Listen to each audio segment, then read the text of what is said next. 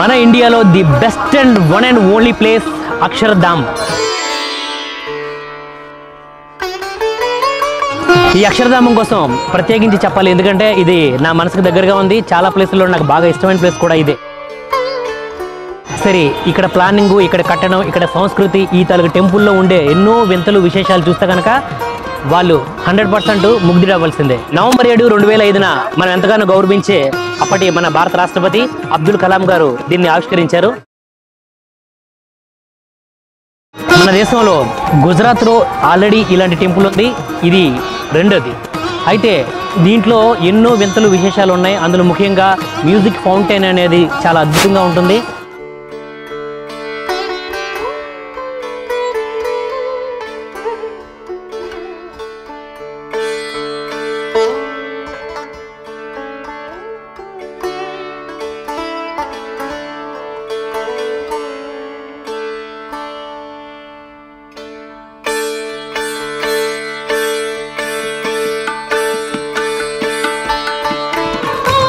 ఈ ఆలయాన్ని 200 కోట్ల రూపాయల విరాళంతో, 7,000 మంది పనివాళ్ళతో, 5,000 మంది ఇంజనీర్స్తో 5 సంవత్సరాల పాటు రాత్రింబావులు కష్టపడి ఈ కళాకారులందరూ కట్టి ఈ కళాఖండాన్ని మనకి గట్టిగా ఇచ్చారు. ఇది డెఫినెట్గా ఇది మన భారతదేశాన్ని ఒక ప్రతిష్టాత్మకంగా తలెత్తుకుని చూసే టెంపుల్ అని ఖచ్చితంగా చెప్పొచ్చు. భారతదేశంలో ఉండే అన్ని దేవతా విగ్రహాలు కూడా దాదాపుగా 20,000 విగ్రహాలు కూడా ఇక్కడ మనం చూడొచ్చు. సో చెప్పేదానికన్నా చూస్తే మన కళ్ళు సూపర్గా ఉంటాయి. స్వామినారాయణది ఒక 11 అడుగుల విగ్రహం లోపల బంగారం తాపడంతో కట్టించారు. అసలు ఆ విగ్రహాన్ని చూస్తుంటే, ఆ తరగతి బంగారు తాపడాన్ని, అక్కడ పాకిస్తాన్ తీసుకొచ్చిన ఆ మార్బుల్స్ని అవన్నీ చూస్తుంటే 2 కళ్ళు చాలు. నిజంగా ఇట్స్ వెరీ గ్రేట్.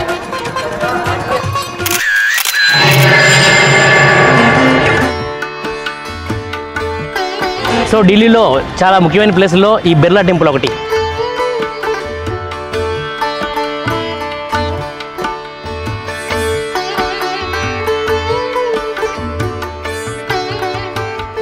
ఈ బిర్లా టెంపుల్ కోసం చెప్పాలంటే కనుక ఇక్కడ అన్ని దేవుళ్ళు కూడా ఉంటారు. ముఖ్యంగా ఇక్కడ వీళ్ళందరూ లక్ష్మీనారాయణ టెంపుల్ అంటారు.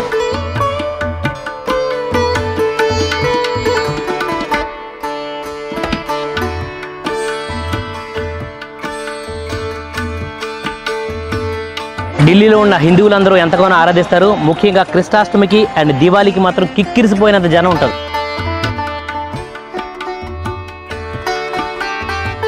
ఈ మందిరాన్ని 1939లో బిర్లా అనే బిజినెస్ మ్యాన్ విశ్వనాథ శాస్త్రి గారి ఆధ్వర్యంలో నిర్మించారు. టెంపుల్కి ఒక ప్రత్యేకత ఉందండి. ఆ ప్రత్యేకత ఏంటంటే దీని ఓపెనింగ్కి మన మహాత్మా గాంధీ గారిని పిలిచారు.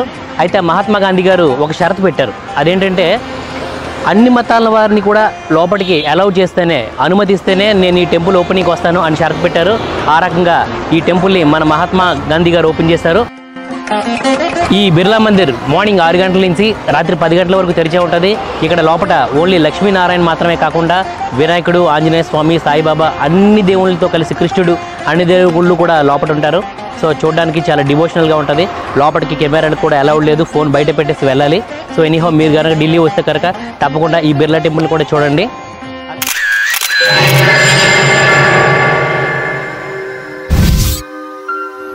సో ఇప్పుడు మనం ఢిల్లీలోనే ఆకర్షణీయమైన ప్లేస్లో ఒకటి లోటస్ టెంపుల్. లోటస్ టెంపుల్కి వచ్చాం.